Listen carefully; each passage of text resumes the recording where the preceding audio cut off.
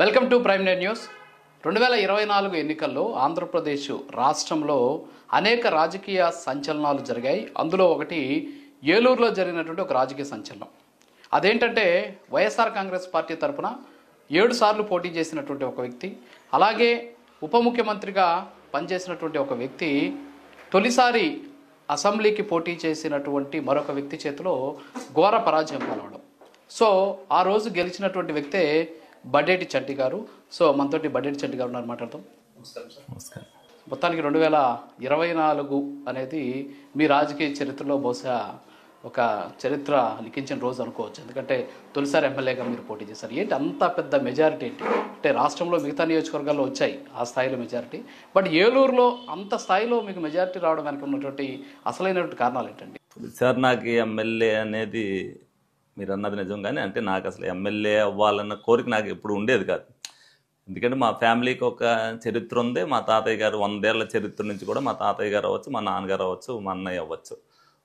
అనుకోని పరిణామంలో మా అన్నయ్య గారు ఏదైతే చనిపోయిన తర్వాత క్యాడర్కి ఎవరో కూడా పట్టించుకునే పరిస్థితి లేనప్పుడు వాళ్ళందరూ కూడా రావాలి అన్నప్పుడు, ఎందుకంటే వెనకుండి నడిపేటప్పుడు అందరినీ మనం సరిచూసుకోగలుగుతాం. మళ్ళీ ఇది ఇబ్బందికరం అన్నప్పుడు కాదు అని అన్నారు. సరే, ఇది ఏదైనా సరే నాకు పట్టుదల ఎక్కువ, సాధించి తీరాలన్న ఉద్దేశంతో ఆ పట్టుదలతో రావడం జరిగింది.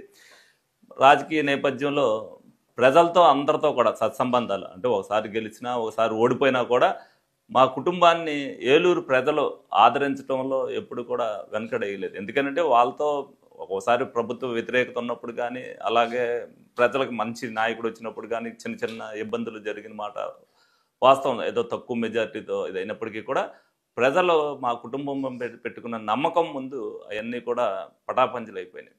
ఏదైతే నేను పట్టుదలతో 2024లో వచ్చానో, అప్పుడు వచ్చినప్పుడు డెఫినెట్గా నా గోల్ ఏదైతే నేను రాకూడని పరిస్థితుల్లో నేను వచ్చి నేను సాధించాలని అనుకునేది, ఎందుకనంటే చరిత్రగా ఉండిపోవాలి అనే పట్టుదలతో నేను ఏలూరు నియోజకవర్గాన్ని జల్లిడి బట్టి తిరిగినట్టుగా తిరిగాను. ప్రతి ఒక్కరితో కూడా వ్యక్తిగతంతో నేను ఇంచుమించుగా 60,000 నుంచి 65,000 కుటుంబాలతో నేను వ్యక్తిగతంగా మాట్లాడటం జరిగింది. అంటే చరిత్ర అంటే గుర్తొచ్చింది. మీరు ఎన్నికల సందర్భంలో కూడా ఏలూరు నియోజకవర్గంలో నా గెలుపు ఒక చరిత్ర సృష్టించాలి అనేటటువంటి ఆలోచనతోనే మీరు జనాల్లోకి వెళ్ళినటువంటి పరిస్థితి. బహుశా ఇక్కడ ఉన్నటువంటి దాదాపుగా కూడా ఇందాక మీరు చెప్పారు 60,000 నుంచి 65,000 మంది నీ వ్యక్తిగతంగా కలిసానని చెప్పేసి, అంటే ఒకసారే కాదు 2-3 సార్లు కూడా ప్రతి గడప తొక్కానని చెప్పేసి కూడా ఇక్కడ ఉన్నటువంటి ప్రజలు చెప్పారు. ఎంతవరకు కరెక్ట్ లేదు? తొక్కా, ప్రతి ఒక్కరి దగ్గరికి వెళ్ళా. తొక్కటమే కాదు, వాళ్ళతో మాట్లాడా, వాళ్ళు తలుపు కొట్టి నేను వెళ్ళినప్పుడు కూడా వాళ్ళు మాట్లాడే విధానాన్ని బట్టి కూడా నాకు, ఎందుకంటే చెన్నకేశవ రంగారావు గారి 47,000 మెజార్టీ, అంటే ఇప్పుడు ఒక సంచలనం. ఎన్టీ రామారావు పార్టీ పెట్టినప్పుడు అప్పుడు రావటం అనేది, ఎందుకంటే సినిమా గ్లామరు ఎన్టీ రామారావు గారు అనేది. ఇప్పుడు మరి ఆ గ్లామరు అనేది పార్టీ, ఎందుకంటే జగన్మోహన్ రెడ్డి చేసిన ప్రజా వ్యతిరేక నిర్ణయాల వల్ల ప్రజల్లో విసిగిపోయి, అలాగే పార్టీ పట్టు, అలాగే వ్యక్తిగతం కుటుంబం నేపథ్యం అన్నీ కలిసి వచ్చిన దాంట్లో ఏలూరులో మళ్ళీ తిరగ రాయాలి అని అంటే, ఎందుకంటే ఏలూరు నియోజకవర్గం వచ్చేసరికి ఇక 2 అయ్యే పరిస్థితి 2026లో. 2 అయినా అవ్వకపోయినా ఇంత మెజార్టీని అనేది రేపు భవిష్యత్తులో ఎవరికి కూడా వచ్చే పరిస్థితి లేదు. అలాగే ఏదైతే ప్రజలు దేన్నైతే విశ్వసిస్తున్నారో, ప్రజలు ఏదైతే ప్రజలు నాడినారో, ఎందుకంటే నేను 81 నుంచి రాజకీయాలను దగ్గరగా చూసినోడిని. ప్రతి ఒక్కరు అన్నయ్య గారు ఎలక్షన్ అవ్వచ్చు, మా నాన్నగారు ఎలక్షన్ అవ్వచ్చు, నేను అన్ని ఎలక్షన్లో కూడా నేను ప్రతి ఒక్కరితో ప్రజల్లో, ఆ రోజున కూడా నేను మీటింగులు చెప్పడానికి నేను వెళ్ళేవాడిని. అంటే వాయిస్ ఆన్ మీడియా కాదు, వాళ్ళు ఏదైతే గ్రూపుల దగ్గర ఉన్నారో ఆ గ్రూపుల దగ్గరికి వెళ్ళి ఏ విధంగా అయితే మీకు జరుగుద్ది, ఏ విధంగా అదే.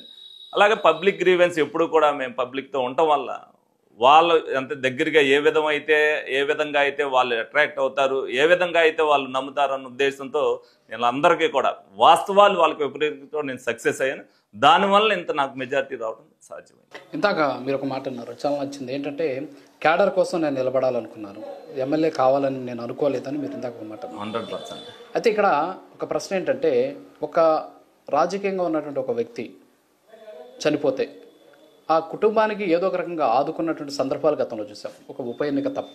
కానీ మీ కుటుంబం దగ్గరకు వచ్చేసరికి ఒక ప్రత్యేకంగా తీసుకొని మీకు టికెట్ ఇవ్వడం కావచ్చు, అంటే వేరే వాళ్ళని తీసుకొచ్చి పెట్టేటువంటి అవకాశం ఉన్నప్పుడు కూడా చంటి గారికి, అంటే చనిపోయినటువంటి బుజ్జి గారి తమ్ముడికి టికెట్ ఇవ్వాలి అనేటటువంటి ఆలోచన చంద్రబాబు చేయడం. సో ఇదంతా కూడా ఏం జరిగింది దాని వరకు? నాకు వచ్చేసరికి అంటే నేను రాణించగలనా లేదా అనేది చంద్రబాబు నాయుడు గారు కూడా పరీక్షించి ఉండొచ్చు. 2-3 సంవత్సరాల్లో మేము 1-to-1 కోవిడ్ టైంలో అయితే జూమ్ మీటింగ్లో మాట్లాడటం జరిగింది వ్యక్తిగతంగా. తర్వాత 2-3 తపాలు ఆయనతో మాట్లాడటం జరిగింది. ఒకసారి 1-to-1 అయినప్పుడు నేను ఆయనతో మాట్లాడినప్పుడు ఆయన నాతో మాట్లాడి నువ్వు ఇంకా ఇది వెళ్ళాలి, ఎందుకంటే ఎప్పుడు కూడా నేను జిల్లాలో ఫస్టే మామూలుగా ఏ వర్క్ చేసినా సరే ఫస్టే ఉంటుండేవాడిని, ఇంకా నువ్వు దూకుడికే వెళ్ళాలని చెప్పి ఆయన చెప్తుండేవారు. ఎలక్షన్ వచ్చే కొద్దీ దూకుడు అవుద్దండి, ఇప్పుడు మనం దూకుడికి వెళ్తాం కాదని అన్నాను. ఆయన అన్నప్పుడు నేను ఒక మాట అన్నాను, ఏదైతే నేను రాజకీయాల్లోకి వచ్చింది లైఫ్ అండ్ డెత్ వచ్చానండి, కానీ ఆటకాయితనంగా రాలేదని నీకు చెప్పాను. ఒక బాధ్యతాయుతంతో ప్రవర్తించడానికి వచ్చాను. దానికి మీకు అర్థం అవడానికి, ఎందుకంటే నాతో ఉన్న పరిచయానికి మీకు తక్కువ వచ్చాను, నేను చూస్తానన్నారు ఆయన. అంటే చూస్తానంటే అప్పటికి ఇంకా 1-3 నెలలు ఉంది. ఆ 1-3 నెలల్లో ఆయనతో నేను అన్నా కాడి నుంచి నేను ఏదైతే చేశానో దాన్ని రెట్టింపుగా చేసుకెళ్ళా, ఎప్పుడైతే ఎలక్షన్కి దగ్గరకు వస్తుంది అనేది. అందుకని ఆయన నేను అన్న తర్వాత నాది ఏదైతే ఆయన నా మెరిట్ అవ్వచ్చు, ప్రజల్లో నా మీద ఉన్న ఒపీనియన్ తీసుకోవచ్చు, ఫస్ట్ లిస్ట్లోనే నాకు పేరు ప్రకటించి ఏదైతే నేను అన్నది సాధిస్తానన్న దాంట్లో ఆయన కూడా నమ్మేది. తప్పనిసరిగా చంద్రబాబు నాయుడులో కష్టపడేవాడికి తప్పనిసరిగా తెలుగుదేశం పార్టీలో గుర్తింపు ఉండడానికి కారణం, అది నిదర్శనం నేనేది. ఓకే, ఇప్పుడు మీ అన్న రాజకీయ వారసుడిగా మీరు రాజకీయాల్లోకి వచ్చారు, ఎమ్మెల్యే అయ్యారు ఈరోజు. సో చాలామంది ఈరోజు మనం చూస్తున్నాం పొలిటీషియన్స్, అంటే రాజకీయంగా వారసత్వంగా వచ్చినటువంటి వాళ్ళు వాళ్ళ లెగసీని వదిలేసి వీళ్ళు సొంత ఎజెండాతో ముందుకెళ్ళడం, గెలిపించిన తర్వాత పొగరు తలకెక్కడం. సో ఇలాంటి ఘటనలు గతంలో చూసాం. ఇంతకుముందు మీ ఆఫీస్కి వచ్చి చూశాను నేను. వాస్తవంగా నాకు తెలిసి 175 నియోజకవర్గాల్లో ఎమ్మెల్యేలు ఒక ఆఫీస్ పెట్టుకొని అక్కడ ఒక వ్యవస్థను ఏర్పాటు చేసుకొని వచ్చినటువంటి ప్రతి ఒక్కరి సమస్యని నోట్ చేసుకొని ఆ సమస్యకు పరిష్కారం తీసుకొచ్చేటువంటి దిశగా ఒక సిస్టమ్ని మీరు క్రియేట్ చేశారు. సో ఇది అంటే దీని వెనకున్నటువంటి ఉద్దేశం ఏంటి? ఇది మొదటి నుంచి మీలో ఉందా? ఇది మా కుటుంబం, నేను మీకు ఇందాక కూడా చెప్పాను, మా కుటుంబ నేపథ్యం ప్రజలతో ఎక్కువ మమేకమై ఉంటుంది అది. ఎందుకంటే కుటుంబ నేపథ్యంగా ఒకళ్ళ తర్వాత ఒకళ్ళు, మా తాతయ్య గారు కావచ్చు, మా నాన్నగారు కావచ్చు, అన్నయ్య గారు కావచ్చు, అది జీన్స్లో వచ్చిందో ఏంటనే తెలీదు, ఒక తాపత్రయం ప్రజలకే ఏదో చేశాము అనే సంతోషం, మాలో ఆత్మసంతృప్తి కలగటం అనేది మా జీన్స్లో ఉండటం గర్వకారణంగా ఫీల్ అవుతాను. అడ్మినిస్ట్రేషన్ చేయటం అనేది చాలా కష్టమైంది. నేను అనేక రకాలైన వ్యాపారాలు చేశాను, అలాగే వెనకాలండి ఏదైతే నడిపేటప్పుడు అడ్మినిస్ట్రేషన్ చేయడం జరిగింది. ఒక డాక్టర్, సూపరింటెండెంట్ డాక్టర్ ఎవరైతే ఏదైనా కేసు వచ్చినప్పుడు ఈ విభాగానికి ఏ విధంగా అయితే కింద జూనియర్ డాక్టర్స్కి విభజిస్తాడో, అలాగే మనకి ఏదైతే 10 ఏళ్ళు ఒక్కొక్క ఏళ్ళు ఒక్కొక్క పని చేస్తుందో, నాకు ఎవరైతే ఎలక్షన్లో ఉపయోగపడ్డారో వాళ్ళందరికీ ఒక్కొక్కరికి ఒక విభాగం చెప్తే ఆ విభాగం మీద ఏ పని వచ్చినా సరే వాళ్ళ దగ్గరికి గ్రీవెన్స్లో వచ్చింది వాళ్ళ దగ్గరికి పంపించడం, అది ఏమైంది అనేది మళ్ళీ నేను కనుక్కోవటం, వాళ్ళ ఫోన్ నెంబర్ రాసుకుని వాళ్ళ మళ్ళీ రమ్మని చెప్పడం. అంటే ఎందుకంటే నేను వాళ్ళని 10 సార్లు తిప్పటం ఎందుకంటే నేను చేయను. నేను కింద స్థాయి నుంచి ఏదైనా సరే కుటుంబ నేపథ్యం, రాజకీయ నేపథ్యం ఉన్నప్పటికీ కూడా నేను కింద స్థాయి నుంచి కూడా అన్నీ చూసినోడిని. దానివల్ల ఏదైతే పబ్లిక్ ఏదైతే అనుకుంటారో, వచ్చిన తర్వాత 5 నిమిషాలు కూడా వెయిట్ చేయడం నాకు ఇష్టం ఉండదు, ఎవరిని కూడా ఉండడం ఇష్టం లేదు. కాబట్టి ఆ వ్యవస్థను నడపడానికి ఏ విధమైతే ప్రజలు నా ఇంటి గుమ్మం తొక్కి సంతోషంగా వెళ్ళాలి. స్వార్థం ఉన్నవాడికి సంతోషం ఉండకపోవచ్చు, కానీ వాళ్ళు పనికి వచ్చారు అంటే పని జరిగింది, సంతోషంగా వెళ్ళాలనేది నా నిర్ణయం. అలాగే పథకాల విషయంలో ఏదైతే టైం ఉందో, పలానా టైంకి రండి అమ్మా, మీరు ఇప్పటిదాకా రావద్దు, లేకపోతే మేము ఫోన్ చేసి చెప్తానంట. నా గుమ్మంలోకి 10 సార్లకి ఏ పని వచ్చే పరిస్థితిలోకి ఎవరిని కూడా తిప్పుకోవడం ఉండదు. ఒకసారి 2 సార్లు ఆ పని అయితే కంప్లీట్ చేసి పంపించడం, దాంట్లో వాళ్ళు సాటిస్ఫాక్షన్ అయ్యారు. నేను మళ్ళీ దాన్ని కూడా నేను ఎంక్వైరీ చేయించుకుంటాను, వచ్చిన వాళ్ళు ఏ విధంగా సాటిస్ఫై అవుతున్నారా లేదా, ఎవరైనా సమాధానం ఎలా చెప్తున్నారు, ఏదన్నా ఇబ్బంది ఉందనంటే నాకు ఇప్పటికి ఒక ప్రజానాయకుడిగా, ఒక ఎమ్మెల్యేగా నాకు రమారమి మెసేజ్లు పెడతాం కన్నా నాకు డైరెక్ట్గా ఫోన్ చేయడం కానీ, ప్రజలు వాళ్ళ ధైర్యంతో నేను ఏదైతే ఎలక్షన్లో మాట హామీ ఇచ్చానో దానికి తగ్గట్టుగానే నాకు ఫోన్ చేస్తుంటారు. నేను ఆ టైంలో నేను ఏదైనా పనిలో ఉన్నా మళ్ళీ వాళ్ళకి రిపీట్ చేసి చెప్పడం కానీ. దానికి ఒక ఉదాహరణ కూడా చెప్తాను. ఒక అమ్మాయి పెద్ద హాస్పిటల్కి వెళ్ళినప్పుడు అమ్మాయికి స్కానింగ్ తీయట్లేదని చెప్పి అమ్మాయి నాకు ఫోన్ చేసింది. నేను ఇమీడియట్గా నువ్వు ఫోన్ పెట్టామో నేను చేస్తానని చెప్పి నేను అక్కడ డాక్టర్కి చేసినప్పుడు అక్కడ స్కానింగ్ పని చేయట్లేదు, రేపు తీస్తా ఉండే అని అన్న. నేను వెంటనే ఫోన్ చేసి అమ్మాయికి అక్కడ తీయటం లేదు అని అంటున్నారు, మీకు ఇంపార్టెంట్ అనుకుంటే నా మనిషి వస్తున్నారు, మీరు వెళ్ళి అవసరం లేదండి రేపు పొద్దున్న తీయించుకుంటాను అంది. రేపొద్దున్న అన్నాక నేను పొద్దున్న 9ంటికి అమ్మాయికి ఫోన్ చేసి నీకు స్కానింగ్ సెంటర్ దగ్గర ఆ మనిషి ఉన్నాడు స్కానింగ్ తీస్తాడని చెప్పా. ఆ అమ్మాయి వైఎస్ఆర్ కాలనీలో అందరికీ కూడా మా ఎమ్మెల్యే నాకు ఫోన్ చేసి స్కానింగ్ తీయించాడని చెప్పుకున్నారు. అంటే పబ్లిక్ గ్రీవెన్స్లో వాళ్ళకి పేదవాడికి చిన్న పని చేసి పెడితే వాళ్ళు గొప్పగా చెప్పుకుంటారు. కానీ ఆ బాధ్యతతో నేనేదైతే నాకు ఇంటికి వెళ్ళి ప్రతి ఒక్కరిని ఓటు అడిగేటప్పుడు ఏదైతే మాట ఇచ్చానో ఆ మాట నిలబెట్టుకోవడానికి శక్తి వంచన లేకుండా పనిచేస్తాను. అంటే ఈ ఉదయం సాయంత్రం అందుబాటులో ఉండడం అనేది, అంటే మామూలుగా ఎమ్మెల్యే అంటే రకరకాల వ్యాపకాలు ఉంటాయి. సో మీకు అలాంటివి ఏం లేవా? అంటే ఉదయం సాయంత్రం అందుబాటులో ఉంటారు, ఎమ్మెల్యే గారికి ఒక సర్టన్ టైంలో పలానా చోట ఉంటారని చెప్పేసి ఆల్మోస్ట్ నియోజకవర్గం అంతా కూడా తెలుసు అనేసి బయట టాక్. నాకు ఈ సమస్యలు అంటే నా దగ్గర కూడా వస్తారు. యాక్చువల్గా అయితే నేను రకరకాల వ్యాపారాలు చేశాను. వ్యాపారాలు చేసిన తర్వాత నాకు ఎవరైతే పార్ట్నర్స్ ఉన్నారో వాళ్ళందరూ నేను ఎలక్షన్లోకి తోసినప్పుడే నేను ఒక మాట తీసుకున్నాను వాళ్ళ దగ్గర నుంచి. నేను ఎలక్షన్లోకి దిగాక ఏ వ్యాపారంలోకి కూడా నేను వచ్చే పరిస్థితి ఉండదు కాబట్టి మీరందరూ చూసుకోవాల్సిందే, నేను దానికి దూరంగా ఉండాల్సిన పరిస్థితులు వస్తాయని చెప్పాను. వాళ్ళందరూ కూడా నాకు చేదోడు వాదడుగా, ఎలక్షన్లో చేదోడు వాదడుకున్నారు. ఇప్పుడు కూడా నన్నేమి డిస్టర్బ్ చేయరు, నా పని నేను చేసుకుంటుంటే ఇంకా నాకు ఏదైనా హెల్ప్ఫుల్గా ఉంది అనుకుంటే వాళ్ళు పొలమో సాయం కూడా చేస్తారు. యాక్చువల్గా అయితే చేసి డిస్టర్బ్ చేయరు. ఏదైనా పని ఉందనుకుంటే వాళ్ళు ఫోన్ చేసి అడగడం సాయం కూడా చేస్తారు. యాక్చువల్గా అయితే చేసి ఎప్పుడు కూడా రాజకీయంగా నేను ఏదైతే పొద్దున్న 6ంటికి వెళ్ళొచ్చు, 7ంటికి వెళ్ళొచ్చు, 8ంటికి వెళ్ళొచ్చు, ఏదైనా సరే నన్ను డిస్టర్బ్ చేయరు. ఏదైనా పని ఉందనుకుంటే వాళ్ళు ఫోన్ చేసి అడగడం, వాళ్ళు వచ్చి మాట్లాడుకుని వెళ్తారు తప్పితే అటువంటిది ఏమీ లేదు.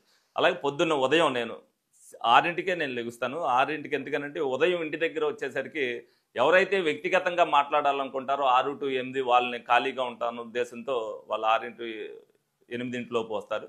నేను 9ంటికి ఇక్కడ నుంచి బయలుదేరి మళ్ళీ క్యాంప్ ఆఫీస్కి వెళ్తా. 9ంటి కాడ నుంచి 2ంటి వరకు ఉంటా.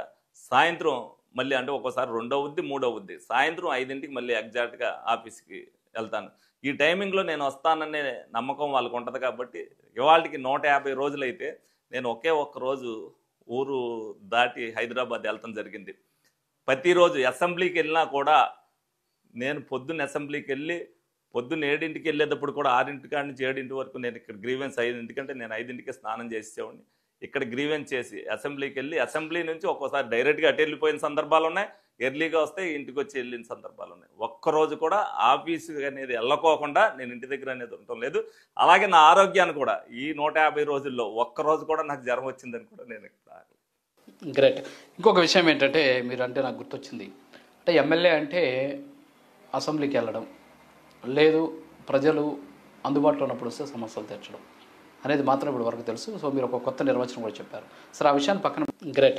ఇంకొక విషయం ఏంటంటే మీరు అంటే నాకు గుర్తొచ్చింది, అంటే ఎమ్మెల్యే అంటే అసెంబ్లీకి వెళ్ళడం లేదు, ప్రజలు అందుబాటులో ఉన్నప్పుడు వస్తే సమస్యలు తీర్చడం చెప్పారు. సరే ఆ విషయాన్ని పక్కన పెడితే ఈరోజు రాష్ట్రంలో ఒక పార్టీకి 11 మంది ఎమ్మెల్యేలు ఉన్నారు. సో ఈ 11 మంది ఎమ్మెల్యేలు అసెంబ్లీకి రావటం లేదు. ఇక ప్రజా సమస్యల గురించి ఇక మీకు తెలిసినటువంటి విషయం ఏమంటారు దాని మీద? ఇప్పుడు ప్రతిపక్షం ఉండాలని మేము కోరుకుంటాం. ఎందుకంటే వాళ్ళు ప్రశ్నిస్తేనే మేము ఈ సమస్యల మీద వాళ్ళు అడిగినప్పుడు ఆ సమస్య ఎలా మీకున్న సమస్యలు గతంలో ఏమున్నాయి, ఇప్పుడు ఆ సమస్యలు ఏ విధంగా తీర్చుతారు అనేది మీరే అడగండి అని చెప్పి ప్రశ్నలు మాకే ఇవ్వటం జరిగింది. వాళ్ళు ఎవరైతే ఉన్నారో మా అందరికీ కూడా గ్రీవెన్స్లో మీరు పలానా ప్రశ్న మీద మీరందరికీ కూడా కొత్త ఎమ్మెల్యేని ప్రోత్సహించినట్టు వాళ్ళకు కూడా ఇచ్చారు. 0 అవర్ ఇచ్చారు. 0 అవర్లో కూడా మీరు అడగండి, ప్రతి ప్రశ్నకి కూడా మీరు తడబడినా మీకు తెలియకపోయినా చెబుతారని చెప్పి మాకు కూడా ట్రైనింగ్ కూడా ఇవ్వడం జరిగింది. చాలామంది కొత్త ఎమ్మెల్యేలు ఎంతమంది అయితే 84 మంది ఫస్ట్ టైం గెలిచిన వాళ్ళు ఉన్నారు. వాళ్ళందరికీ కూడా చెప్పడం జరిగింది. వాళ్ళందరూ కూడా ఇచ్చారు. అంటే వాళ్ళు ఏదైతే ఒక అహంకారపూరిత రాజకీయ నాయకుడికి అహంకారం ఉంటే రాజకీయంలో పతనం అయిపోతారు. అదే విధమైన అహంకారం జగన్మోహన్ రెడ్డికి ఉండబట్టే అది పతనానికి. ఎవరైనా కింద స్థాయి నుంచి పై స్థాయి వరకు అహంకారంతో కళ్ళు మూసుకుపోతాయి. రాజకీయంలో ఉన్నప్పుడు అహంకారం పనిచేది. ప్రజల దగ్గరికి మనం వెళ్ళాలి, ప్రజల్ని బాగా ఆప్యాయతంగా. ఎందుకంటే అహంకారంతో మనం వాళ్ళ దగ్గరికి మనం వెళ్ళి వాళ్ళతో మాట్లాడకపోతే గ్రౌండ్ రిపోర్ట్ తెలియదు, వాడు మన దగ్గరికి తెల్లారి కూడా రాడు. ఇవాళ ప్రజల సమస్యల మీద పోరాడవలసిన బాధ్యత వాళ్ళకు ఉంది. ఎందుకంటే 11 మంది అవ్వచ్చు, ఒకడవ్వచ్చు, వచ్చి వాడికి ఉన్న సమస్య నా నియోజకవర్గంలో తీర్చట్లా, లేకపోతే మేము ఇచ్చిన హామీలు ఎందుకు నెరవేరట్లేదు అనేది వాళ్ళు అడిగే హక్కు వాళ్ళకుందే. వాళ్ళు అడిగితే వాళ్ళకి సరిపడా టైం చంద్రబాబు నాయుడు గారు కూడా ఇస్తారు. మేము ఇవాళ కూడా అసెంబ్లీలో మా నాయకుడు అవ్వచ్చు, మేము అవ్వచ్చు, పవన్ కళ్యాణ్ గారు అవ్వచ్చు, జగన్మోహన్ రెడ్డి గారు అన్నారు కానీ జగన్మోహన్ రెడ్డి అని ఏకవచనంతో మట్టుకు ఎక్కడ పిలవలేదు. ఇంకోటి, మీరు తొలిసారి ఎమ్మెల్యేగా పోటీ చేశారు, అన్న చాటు తమ్ముడుగా ఉంటూ వచ్చారు. మరి ఈ దాదాపు 7 సార్లు పోటీ చేశాను. సో చాలా పెద్ద చరిత్ర ఉన్నటువంటి కుటుంబం, రాజకీయాలు మా ఇంట్లో పుట్టాయి, సో రాజకీయాల ద్వారా ఖచ్చితంగా గెలవగలం అనేటటువంటి, ఇందాక మీరు అన్నారు కొంతమంది అహంభావపూరితంగా వ్యవహరించడం వారికి పతనం తప్పదనేసి. సో ఈ నియోజకవర్గంలో మీ ప్రత్యర్థి పరిస్థితి కూడా అంతేనా? ప్రజలకు దూరంగా ఉండటం వల్ల డిప్యూటీ సీఎం అయ్యారు ఆయన. ఎవరికి ప్రజలకు, ఏలూరు ప్రజలకు అందుబాటులో లేరు. అలాగే ఆయన ఎవరిని నమ్మలేడు. నమ్మకం లేని చోట రాజకీయం పనిచేయదు. గాల్లో ఎప్పుడైతే రాజశేఖర రెడ్డి గారు ఇచ్చినప్పుడు గాల్లో గెలిచారో ఒక వ్యవస్థ అనేది లేకుండా నాన్నే మనుషులు నాకు కనీసం 500 మంది దాకా ఉన్నారు. ఒక 50 మంది దాకా అడ్మినిస్ట్రేషన్ చేయగలరు. ఆ నమ్మకం మన దగ్గర లేనప్పుడు ఏది కూడా చేయలేం.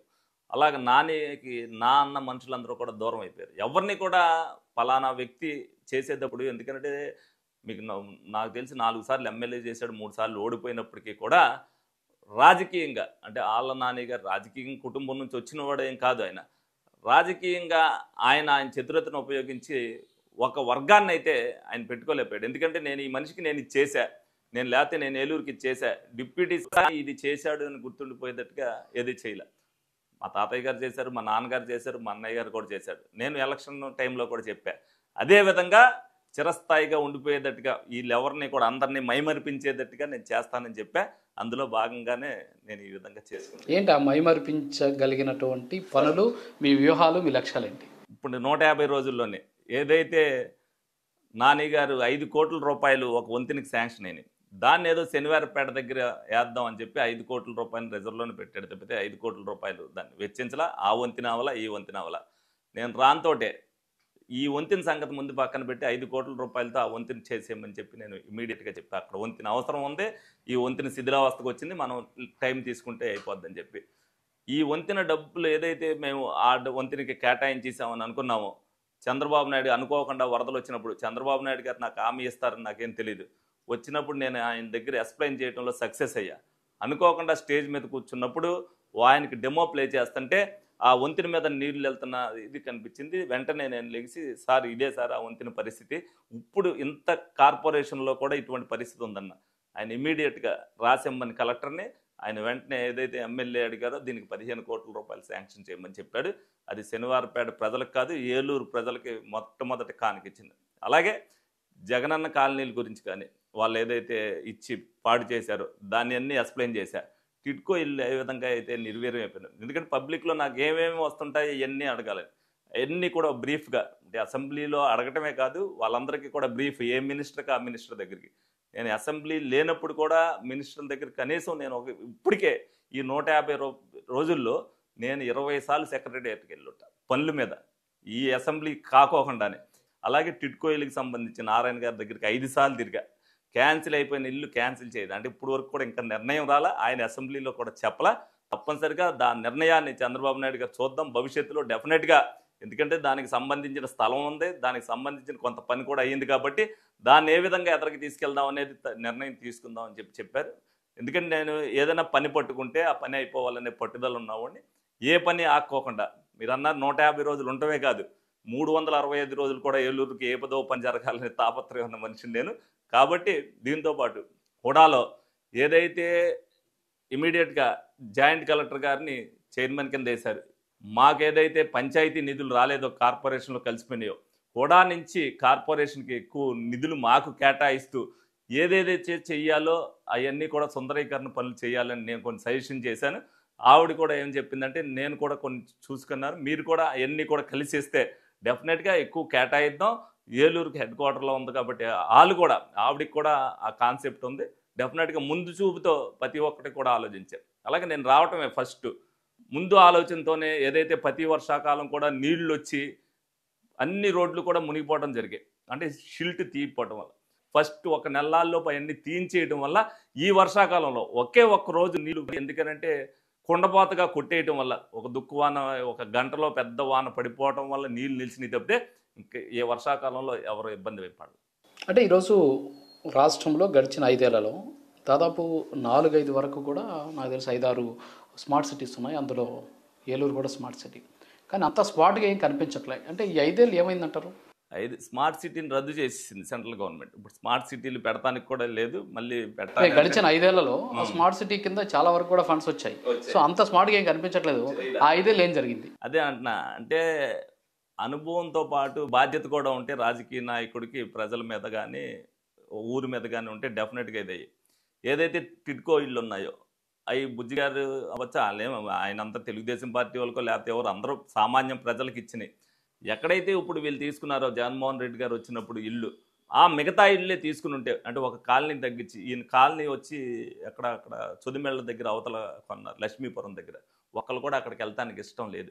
ఒక నిర్ణయాత్మకమైన నిర్ణయం తీసుకోకుండా అనుభవం ఉండి డిప్యూటీ సీఎం చేసి 4 సార్లు ఎమ్మెల్యే అయ్యి అసలు కింద అక్కడ మౌలిక సదుపాయాలు లేకుండా, రోడ్డు లేకోకుండా, డ్రైన్లు లేకోకుండా ఏదైతే 1,80,000 ఇస్తున్నారో దాంతో కడటానికి ప్రయత్నం చేశారు. దాన్ని అదే విధంగా ఉండటానికి నివాసయోగ్యంగా, ఎందుకంటే రమారమి 12,000 ఇల్లు దాకా ఇచ్చారు మార్నింగ్లో.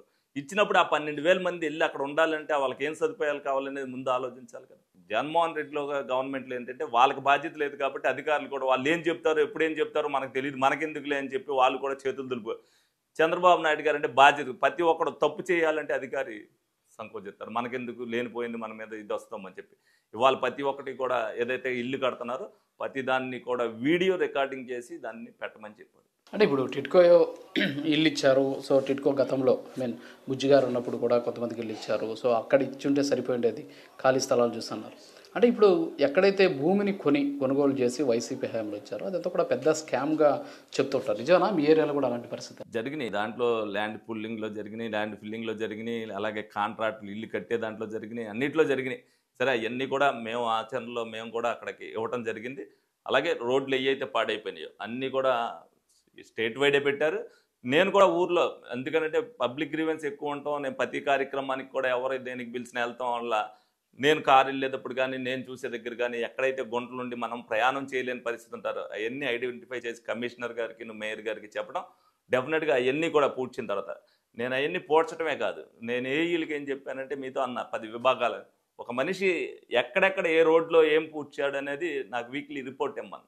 అటువంటి వ్యవస్థ నాకు ఉంది కాబట్టి డెఫినెట్గా వాళ్ళు వీక్లీ రిపోర్ట్ ఇవ్వండి, దీంట్లో ఏం అవకతవకలు కూడా ఉండటానికి వీల్లేదన్న దాని మీద కూడా కమిషనర్ గారు కూడా సీరియస్గా తీసుకున్నాడు. అలాగే మేయర్ గారు కూడా ఏదైతే 3 సంవత్సరాల్లో వాళ్ళు ఏమి చేయలేకపోయారో, మీరు మా దగ్గర మెరిట్ సంపాదించాలనుకుంటే, ఎందుకంటే మా పార్టీలోకి వస్తారు, మెరిట్ సంపాదించాలనుకున్నప్పుడు ఇప్పుడు మేము ఫ్రీ ఆఫ్ హ్యాండ్ ఈ పనులు చేసి మేము చూపించామని చెప్పుకోవడానికి మీకు కూడా ఉండాలి. కార్పొరేటర్లకు కానీ మీకు కానీ మీరు కూడా ఈ బాధ్యతగా చేయించమన్నా వాళ్ళు కూడా సహకరిస్తున్నారు. డెఫినెట్గా ఒక కొత్త ఏలూరును చూడాలనేది నా కోరిక.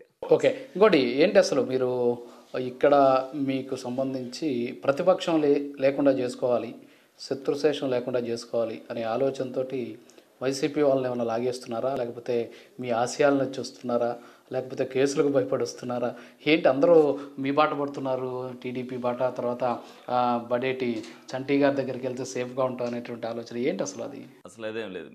అసలు అటువంటి కల్చర్కే నేను ఎగెనెస్ట్. నేను అసలు కేసులు పెట్టమని ఎవరికి, నేను పోలీసు వాళ్ళకి కానీ ఎవరికి కానీ పలానోడు కేసు పెట్టండి పలానోడి మీద నేను అనేది ఏం లేదు. వాళ్ళు మా మీద 41 నోటీసులు ఇచ్చి మా క్యాడర్ మీద ఎంతోమంది పెట్టినా నా మీద కూడా మా వాళ్ళు ఏంటన్నా నేను ఇదని ఎక్కడా కూడా ఇబ్బంది జరగకూడదు, లా అండ్ ఆర్డర్లో ఏది ఇబ్బంది రాకూడదు అనేది నేను పోలీసు వాళ్ళకి చెప్పాను. కొంతమంది సమాజానికి హానికరం చేసే మనుషులు నేను జాయిన్ చేసుకో, అటువంటి వాళ్ళని మనం ఉపేక్షించేది లేదు. ప్రజలకి ఇది కావాలి, మనం చేయగలిగింది ఏముంటుంది, ఇమీడియట్గా లైటింగ్ చేయగలుగుతాం, ఇమీడియట్గా శానిటైజేషన్ చేయగలుగుతాం, ఇమీడియట్గా హాస్పిటల్కి పలానా ట్రీట్మెంట్ ఉంది అని అంటే పలానా హాస్పిటల్ దగ్గర జరుగుద్ది వెళ్ళమని చెప్పి. అలాగే సీఎం రిలీఫ్ ఫండ్కి వచ్చి ఈ 2 ఇది కూడా అందులో కవర్ అవ్వో, ఎన్టీఆర్ వైద్య ఆరోగ్యంలో కానీ అలాగే దీంట్లో కానీ కవర్ అవ్వ అనుకుంటే, ఆరోగ్యశ్రీలో కానీ కవర్ అవ్వవు అనుకున్న దాన్ని సీఎం రిలీఫ్ ఫండ్కి పెట్టాను. అనేక మందికి. ఎంతమందికి చుట్టారు సార్ ఇప్పటివరకు సీఎంఆర్ఎఫ్? ఇప్పుడు వరకు నేను తెలిసి ఒక 60 నుంచి 70 మంది దాకా ఇచ్చుంటారు. ఇమీడియట్గా అమ్మాయికి ఆపరేషన్ చేయాలి, అమ్మాయి చనిపోద్ది అని చెప్పి లివర్ ట్రాన్స్ప్లాంటేషన్ చేయాలంటే అప్పటికప్పుడు 24 గంటలు నేను స్వయంగా వెళ్ళి, సీఎం గారు చాలా మీటింగ్లో ఉన్నారు, 5:30 గంటలకు వచ్చింది, వాళ్ళని తీసుకెళ్ళి అప్పటికప్పుడు ఎల్ఓసి ఇప్పించాను. డెఫినెట్గా ఇవాళ కూడా నేను నా ఫోన్ అనేది కడతాం అనేది లేదు, ఎప్పుడు కట్టను. నేను 12ంటికి చేసిన, అంటే వాళ్ళు ఇంపార్టెంట్ అనుకుంటే చేయమనే చెప్తాను. మామూలుగా అంటే కొంతమంది ఉంటారు మాకు దీంట్లో కూడా రకరకాల వాళ్ళు ఉంటారు. కొన్ని బండి మీద ఉన్నవాడు చేస్తే సరే ఎత్తుదా ఫోన్, సరే అవసరం లేని ఫోన్ లేని చెప్పి పెట్టేస్తారు. అంటే ఇప్పుడు పవన్ కళ్యాణ్ గారు వచ్చే దశాబ్ద కాలం వరకు కూడా చంద్రబాబు నాయుడు సీఎంగా ఉండాలని ఆకాంక్షిస్తున్నా అని చెప్పేసి చెప్పారు. ఏంటి అసలు పవన్ కళ్యాణ్ గారికి మీకున్నటువంటి వ్యక్తిగత అనుబంధం ఏమైనా ఉందా? అంటే ఎందుకంటే ప్రజారాజ్యంలో అన్నయ్య గారు చేశారంటున్నారు కాబట్టి మీరు. సో పవన్ కళ్యాణ్ గారి వ్యాఖ్యలు సో ఎలా తీసుకోవచ్చు అంటారు? చిరంజీవి గారు పార్టీ పెట్టక ముందు నుంచి పార్టీలోకి రమ్మని చెప్పి ఆహ్వానించి వెళ్తాం. అలాగే చిరంజీవి గారితో మా శ్రీరంగారావు గారు మేనల్ని అవటం వల్ల ఆయనకు కూడా రిలేషన్ మాకు మీరు పలానా అని చెప్పి ఆయన రిలేషన్ పెంచుకోవడం. అలాగే ఆయన కూడా తెలుగుదేశం పార్టీ వాళ్ళు ఎవరైతే ఉన్నారో వాళ్ళకు కూడా మరి ఇంతకంటే పవన్ కళ్యాణ్ గారు కూడా ఆవేశంగా ముందు మాట్లాడి ప్రతిదీ కూడా చేయాలని ఎలక్షన్ ముందు అన్నట్టే. కానీ ఇవాళ రాష్ట్రం కోసం ఆయన కూడా ఏదైతే ప్రజలందరూ బాగుండాలన్న ఉద్దేశంతో ఆయన కూడా అడుగులేస్తున్నారు. అక్కడ కూడా జరుగుతున్న పరిణామాలు చూస్తున్నారు. కొన్ని ఏదైతే నిదానంగా మనం ప్రతిదాన్ని కూడా అన్ని కూడా కార్యాచరణలో పెట్టాలంటే కొద్దిగా కష్టతర సాధ్యమైంది. అలాగే మా విషయంలో తెలుగుదేశం పార్టీ ఎమ్మెల్యే రావచ్చు, అలాగే దీంట్లో అవ్వచ్చు, సమన్వయంతో వెళ్ళే దగ్గర ఆయన పార్టీ చాలా కీలకం. చంద్రబాబు నాయుడు గారికి ఫ్రీ ఆఫ్ హ్యాండ్ ఇస్తూనే మీరు పలానా వాళ్ళకి ఆయన నేను అన్నది ఈ పేర్లు ఇచ్చి మా వాళ్ళకి పదవులు ఈ పేర్లు గల వాళ్ళకి మీరు వేయండి అని ఇచ్చారు. యాక్చువల్గా అయితే మినిస్టర్ల తర్వాత ఇచ్చే దగ్గర దానికి ఎవరు దేనికి షూట్ అవుతారనేది వేశారు. పవన్ కళ్యాణ్ గారు ఒకళ్ళిద్దరు పేర్లు దేనికన్నా చెప్తే చెప్పచ్చు, కానీ ఈ మా కష్టపడిన వాళ్ళ పేర్లు ఇయ్యి మీరు వీళ్ళకి చైర్మన్లు వేయాలి అనేది ఆయన ఇచ్చారు. దాంట్లో పవన్ కళ్యాణ్ గారు కూడా ఆచితూచి అడుగులేస్తున్నారు. వాళ్ళిద్దరు స్నేహం ఎందుకనంటే వాళ్ళు ఇద్దరు మొన్న మాకు ఎన్డీఏ మీటింగ్ జరిగింది. దాంట్లో చెప్పారు మీరు కింద ఏం చేసుకున్నా సరే మీ ఇద్దరం ఒక నిర్ణయం తీసుకున్నాం, మీరు దానికి కట్టుబడి ఉండాలి, కింద ఏదైనా ఉందా ఆయన చర్య తీసుకుంటాడు నేను చర్య తీసుకుంటానని ఇద్దరు కూడా ఇచ్చేది. ఇంకోటి సార్, బడేటి బుజ్జి గారు సో ఆయన కూడా మీలాగే ప్రజలు తర్వాత సమస్యల పరిష్కారము ఎవరు మీలాగా మధ్యరాత్రి ఫోన్ చేసినా సరే వాళ్ళకి ఏ అవసరం ఉన్నా సరే వాళ్ళకి హెల్ప్ చేయడము, కేవలం ప్రజాసేవ అనేటువంటి ఒకే ఆలోచనతోటి ఆయన కూడా రాజకీయాలు చేశారు. ఆయన కూడా ఏలూరు ప్రజలకి ఒక రకంగా చెప్పాలంటే ఆరాధ్య దైవం అని చెప్పేసి చాలామంది కూడా చెప్తుంటారు. ఇటువంటి మీకు ముందే చెప్పే మా కుటుంబ నేపథ్యం అనేది. ఇంకా మీకు చెప్పాలంటే ఇప్పుడు రాజకీయాలకి బుజ్జి గారు నేను చేసే రాజకీయానికి మా నాన్నగారు చేసిన రాజకీయానికి చాలా వ్యత్యాసం ఉంది. మా నాన్నగారు చైర్మన్గా చేసే రోజుల్లో చాలా ఆ రోజు రాజకీయాలంటే రూపాయలతో కూడుకున్నాయి కదా. యాక్చువల్గా అయితే ఒక గౌరవానికి ఇచ్చిన చేసినాం. ఇవాళకి కూడా మా తాతయ్య గారిని కానీ మా నాన్నగారిని కానీ బుజ్జి గారిని కానీ ప్రతిపక్షాలు కానీ ఎవరో కూడా వాళ్ళు విమర్శించరు. చనిపోయినా కూడా మేము ఆ విధమైన పెంపకంలో పెరిగామనేది దాని మీదనే తెలుసు. అవన్నీ కూడా ఇదివరకు ఏదైతే మేము ఎన్ని చూసుకుంటూ వెళ్ళామో బుజ్జిగారు ఉన్నప్పుడు కూడా రమారమి 3 సంవత్సరాల పాటు నేనే చేశాను అడ్మినిస్ట్రేషన్. అలాగే దానివల్ల కూడా ఏదన్నా ఉన్నా కూడా ఒకరికొకరు కలిసి మెలుసుకోవడం నాకు కూడా ఇచ్చేయటం వల్ల మాకు కూడా సహకారం అనేది డెఫినెట్గా ప్రజలకి దగ్గరగా ఉంటే ప్రజలు నమ్ముతారు. ప్రజలకు మనం ఏదైతే చెప్పాం నేను కూడా ఒకటే చెప్తున్నా, మేము తెలుగుదేశం పార్టీ మీద వ్యతిరేకత ఉంటే కాంగ్రెస్ ఉంది, కమ్యూనిస్ట్ ఉంది, ఆమ్ ఆద్మీ పార్టీని బోలియన్ ఉన్నాయి. అసలు వైసీపీ అనేది పార్టీ కాదు. ఒక క్రిమినల్ యాక్టివిటీస్ చేసుకోవటానికి రాష్ట్రాన్ని లూటీ చేయడానికి ఒక వ్యక్తి కోసం పెట్టింది తప్పితే వ్యవస్థను నాశనం చేయడానికి పెట్టిన పార్టీని ఎవరో కూడా విశ్వసించకూడదు అనేది. కాబట్టి అందులో ఉన్న వాళ్ళు క్రిమినల్ మైండ్తో ఉంటారు కాబట్టి వాళ్ళ మీద చూడవలసి వస్తుంది మా ఫోకస్. మిగతా వాళ్ళందరూ ఏమి లేదు. ఈ 5 నెలల కాలంలో మీరు చాలా సాటిస్ఫైడ్గా ఉన్నారు నాకు కనిపిస్తుంది. అంటే 5 నెలలు మీరు ఏం పెట్టుకున్నారో టార్గెట్ని రీచ్ అయ్యారు, ఇంకా రీచ్ కావాల్సి ఉంది. సో ఇంకా టైం ఉంది ఇంకా మీకు. అయితే ఇప్పుడు మీరు ఒక అన్నమాట నమ్మించి మోసం చేయడం మా జీన్స్లో లేదన్నారు. ఒకవేళ అలాంటి పరిస్థితి వస్తే, ఫైనల్గా అడుగుతున్న క్వశ్చన్ ఇది మిమ్మల్ని, అలాంటి పరిస్థితి వస్తే బడేటి చంటి గారు ఎలాంటి నిర్ణయం తీసుకుంటారు? మీరు ఇందాక నేను సాటిస్ఫై అవ్వలా. నేను ఈ 5 నెలల్లో సాటిస్ఫై అవ్వాలి. ఎందుకంటే నేను ఫస్ట్లో రాజకీయాల్లోకి రాకముందు కూడా వచ్చిన తర్వాత కూడా చెప్పా, నేను ప్రశ్నించే నాయకుడిని ఎప్పుడు కూడా. దీని దగ్గర న్యాయం ఉంది అనుకుంటే నేను ఎక్కడికైనా వెళ్తాను. అలా కలెక్టర్ గారి దగ్గర కానీ ఎస్పీ గారి దగ్గర కానీ నా దగ్గర న్యాయం ఉన్నప్పుడు నేనేం అడ్డుకోలుతానుగా ఏం చేయమను. ఇది ప్రజలకు అవసరం, ఇది ఎందుకు చేయట్లా, ఇది చేయగలిగిన పరిస్థితి ఉంది. వాళ్ళ ఫండ్స్ రూపాయనో ఇది రూపాయనో అంటే నేను రెండోసారి అక్కడికి వెళ్ళినప్పుడు చంద్రబాబు నాయుడు గారు మీరు ఇచ్చిన వాగ్దానం అండి లేట్ అవ్వకూడదన్న వంతుని ఫండ్స్ రావాలి కదా అని ఆయన అడిగాడు. నేను అప్పుడు ఆయనకి ఏం చెప్పానంటే ఫండ్స్ వచ్చిన తర్వాతే వంతునేద్దాం, కానీ ప్రయారిటీలో ఈ లోపు ఫైల్ అంతా అవచేయండి అని చెప్పాను. ఓకే కార్యాన్ని అన్నాడు. అంటే ఆ విధమైనది మనం వాళ్ళకి ఒక ఇది చేసుకెళ్తే మనం ఇది అవుతుంది. నమ్మించాను అంటారు. నేను ఇప్పుడే కాదు, నేను 55 ఏళ్ల జీవిత చరిత్రలో అంటే నేను అనేక రకాల అంటే ఎప్పుడు ఒకే పరిస్థితి ఉండదు. ఒకవేళ అలాంటి పరిస్థితి వస్తే రాజకీయాలు వదిలేస్తా. షూర్ షూర్ మీ క్యాడర్కి చెప్పొచ్చామా? 100%. ఓకే 100%. థ్యాంక్ యూ అండి. సో మొత్తానికి బడేటి చంటి గారు ఒకటే చెప్పడం జరుగుతుంది. ఈరోజు ఎమ్మెల్యే పదవి అనేది అలంకారం కాదు, అదొక పదవి కూడా కాదు, ప్రజలకు సేవ చేసేందుకు వాళ్ళు ఇచ్చినటువంటి అవకాశం. సో ఆ అవకాశాన్ని సద్వినియోగం చేసుకుంటూ ప్రజలకు ఎల్లప్పుడూ అందుబాటులో ఉంటూ ప్రజా సమస్యల మీద ఎప్పటికప్పుడు అసెంబ్లీలో ప్రస్తావిస్తూ వాళ్ళ సమస్యల పరిష్కారం దిశగా చేయాల్సినటువంటి ఆ పరిష్కారాన్ని చూపించేటటువంటి ప్రయత్నం చేస్తూ ప్రజలే దేవుళ్ళు అనేటటువంటి ఎన్టీఆర్ మాటల్ని శిరసా వహిస్తూ బడేటి బుజ్జి గారి వారసత్వ రాజకీయాన్ని, అలాగే వాళ్ళ కుటుంబ వారసత్వ రాజకీయాన్ని ప్రజల్లో ఎప్పుడు మంచిని పొందే విధంగా ముందుకు సాగుతున్నాను. అంతేకాకుండా నమ్మించి మోసం చేయడం మా జీన్స్లో లేదు. ఒకవేళ అలాంటి పరిస్థితి వస్తే రాజకీయాలు వదిలేసేందుకు కూడా సిద్ధంగా ఉన్నా అని చెప్పేసి ఆయన చెప్తున్నారు. ఇది వాటి స్పెషల్ ఇంటర్వ్యూ. మరో ఇంటర్వ్యూ కలుద్దాం. నమస్కారం.